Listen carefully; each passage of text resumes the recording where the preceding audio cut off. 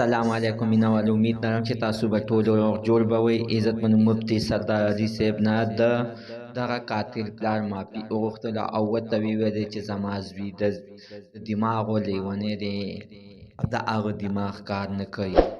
عظیم مینوالو مفتي سردار علي صاحب ته په جواب کې څه ویلي دي، مینوالو مکمل تفصیلات دپاره د سره زموږ دا ویډیو تر اخره پورې وګوره چې تاسو ته پوره معلومات در ورسیږي. د دې معلومات نه مخکې زه تاسو ته د یادګینه وکړم، تاسو که چېرې زموږ په دې سوپر کلیک چینل کې نوي وئ، چینل هم نوي سبسکرایب کړئ. مهرباني وکړئ تاسو زموږ د سوپر کلیک چینل د سره سبسکرایب کړئ، خوا کې ورسره د ټلۍ نښان ووهئ چې هره یوه نوې معلوماتي ویډیو تاسو ته په اسانۍ باندې در ورسیږي. عزتمنو تاسو ته یاده ده چې مفتي سردار علي صاحب باندې دغه شانتې عزتمنو د قتل حمله شوې ده چې الله تعالی بچ کړی دی، چې د هغې نه بعد عزتمنو دا بیا شاه منصور اسپتال ته وړل شوی دی. هلته کې عزتمنو د ده علاج شوی دی، د علاج نه بعد عزتمنو دا بیا خپل کور ته راوړل شوی دی چې د هغې نه بعد عزتمنو نن درېیمه څلورمه ورځ ده چې د ده حجرې ته د ده تپوس لپاره قسمه قسم کسان ورغلل او تپوسونه ترېنه کوي.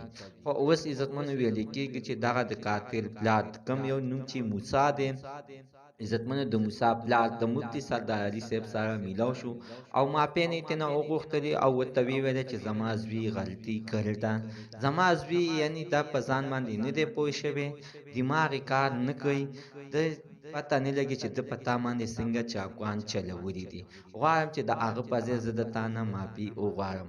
مینوالو ده چې موږ د دې خبرې معلومات وکړو، نو دا خبره دروغ وه. تر اوسه پورې عزتمنو د موسی پلار چې دی نو د مفتي سردار علي صاحب سره لا نه دی میلاو شوی او ماماګانې ورسره میلاو شوي دي. هغوی ورته ټول حقیقت په سوشل میډیا په واسطه باندې ټول حقیقت یې ورته بیان کړی دی چې دا لیونی دی، روغ نه دی. انشاءالله عزتمنو چې دا به یعنې ماپ پکې پرېغ به دي، خو پیراني حکومت ته پرېښی دی، سرکار ته یعنې پرېښی دی چې هغوی ورسره څه کوي.